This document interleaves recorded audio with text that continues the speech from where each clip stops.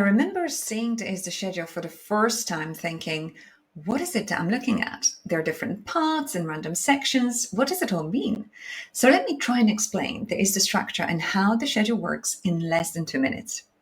The basic ISDA documentation framework comprises of what it's called the ISDA preprint, which is the first 20 pages. And attached to it is the ISDA schedule.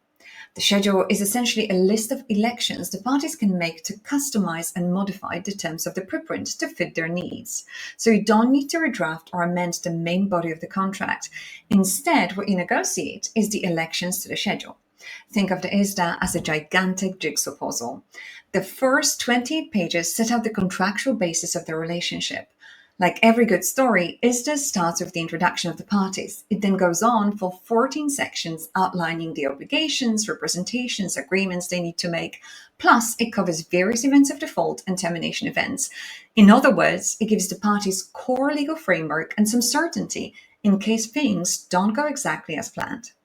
The schedule, on the other hand, is divided into 5 main parts. Each part gives you an opportunity to alter a different term of the preprint. Part 1 is where you're likely to spend most of your time negotiating, as it covers termination events. Part 2 is a little bit less exciting, as it covers tax provisions. Part 3 is where you need to agree on a list of documents you need to deliver prior to signing the ISDA and during the relationship. Part 4 is titled Miscellaneous, and it covers various definitions and provisions, such as notices, purchase agents, and calculation agent. And finally, in Part 5, the parties tend to include a variety of regulatory-driven provisions and other terms that they deem appropriate.